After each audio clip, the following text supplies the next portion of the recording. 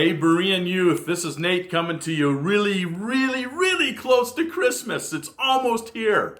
I love Christmas. I love the time of year it is. I'm sad we don't have any snow on the ground, but that's okay. It's coming, and we know we're going to get snow, and I love the Christmas tree. My wife decorates our Christmas tree. I'm at home, and that's our Christmas tree, and I love the season because my kids come home, they bring their spouses, and they bring their animals sometimes, and all that kind of stuff. And I love to go out and just enjoy driving around, looking at all the Christmas lights and how people have celebrated. There's a couple different places I love to go, and I like to watch the lights light up. They've got it grooved to music and all kinds of stuff. And the Christmas season is awesome.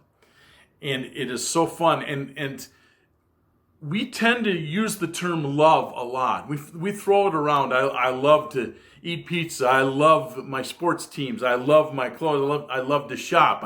I love to hang out with friends. I love a lot of things. And we throw that term around a lot. In fact, our culture kind of romanticizes the whole thing about love.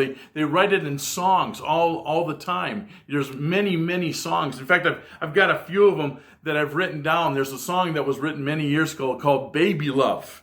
And it's just from the beginning, it's baby love. And another song was written called The Power of Love.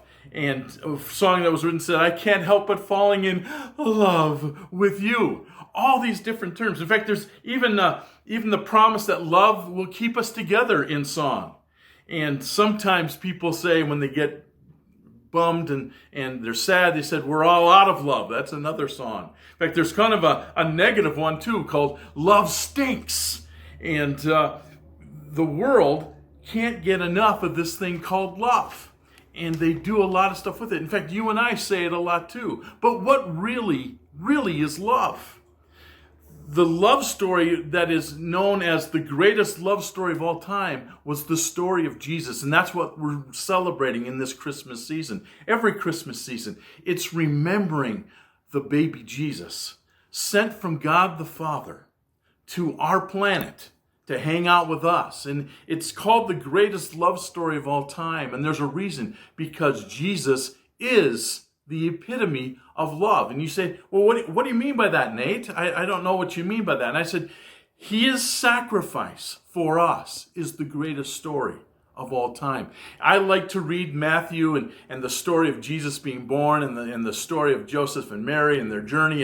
And Luke chapter 2 it talks about the story of Jesus. But the greatest truth of love and the greatest story during Christmas is really found in the book of John for me. John 3:16. You go, I know that verse. A lot of people know that verse. You see it at sports games. John 3:16 up there all the time. For God so loved the world that he gave his only Son, that whoever would believe in him would not perish but have eternal life. In fact, when I talk to people, especially people that don't know Jesus, haven't been familiar with the Bible at all, I like to use that verse this way. And I tell them, put your name in the blank when I pause.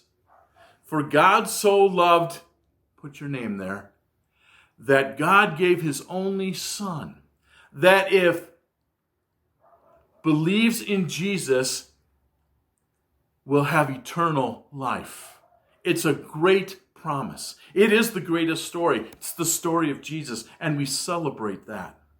And Jesus and God even defines what love is. In fact, you'll see it at many different weddings and stuff that you may go to. It's one of the most used passages at weddings, I think. But it's 1 Corinthians chapter 13. And God defines love. And he defines it this way. He says, love is patient and kind. Love does not envy or boast. It's not arrogant. Love never fails. It never puffs itself up, but it never fails. The whole story of true love, is the story of Jesus. Don't forget this season.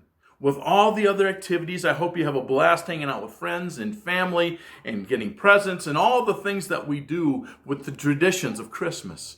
But don't forget the greatest story of all time, the fact that Jesus came. He defined love as he gave himself for you and for I. That's the greatest Christmas story. You have a wonderful Christmas. I miss your faces. I miss you giving hugs and all those kind of things that I do. But I'm hoping to see you soon in January. But in the meantime, have a great, great Christmas. We'll see you soon.